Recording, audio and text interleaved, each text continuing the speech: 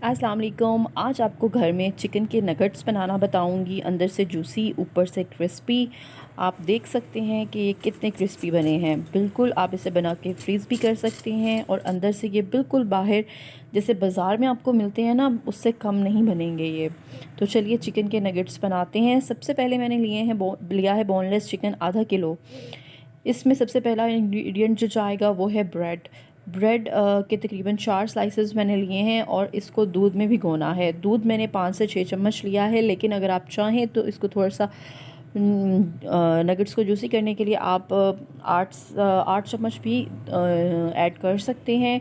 ये आप पर है, बिल्कुल आमेज़ा ख़राब नहीं होगा। इसको भिगो के थोड़ी देर के लिए रख दूँगी, 4-5 मिनट के लिए। तब तक जो बोनलेस चिकन था उसे मैं चॉपर में अच्छे से चॉप कर लूँगी। देखिए इतना सा ज़बरदस्त इसका फ़ाइन पेस्ट बनाना चाहिए। अगर आपके पास चॉपर नहीं है तो आप बाहर से इसका कीमा ही ले आएँ, वो भी इसमें बहुत अच्छा जाएगा। ब्रेड डाली है, उसके साथ इसमें नमक, लाल कुटी हुई मिर्च, सफ़ेद मिर्च आधा छोटा चम्मच और थोड़ी सी काली मिर्च, सोया सॉस डालना है। इसके अलावा आपने कोई मज़ीद मसाला इसमें धनिया पाउडर एक्सेट्रा गरम मसाला कुछ भी ऐड नहीं करना।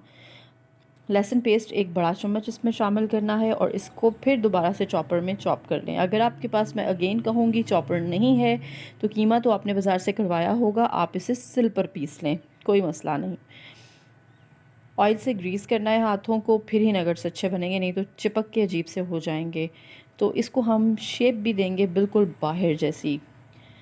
जी, लंबा सा इसको बना के तो दरमियान से हम थोड़ा सा अंदर को दबा देंगे तो ये बिल्कुल वही शेप आएगी जो आप बाहर से लाते हैं। और ये देखिए इसी शेप में सारे मज़े मज़े के जो नगेट्स हैं वो तैयार कर लेंगे। अंडे में डिप करेंगे, फिर ब्रेड क्रम्स में डिप करेंगे। अच्छा, एक और चीज़ ऑप्शनल है, मैंने नहीं की, अगर आप करना चाहें तो उससे भी आपके नगेट्स जो है ना मज़ेदार से हो सकते हैं। कॉर्नफ्लोर को दूध में घोलना है, पहले कॉर्नफ्लोर में डिप करें, फिर अंडे में डिप करें, फिर ब्रेड क्रम्स में, उससे भी बहुत मज़े का टेस्ट आएगा। तो इस तरह से सारी कोटिंग कंप्लीट करके तो इसे करेंगे हम डीप फ्राई।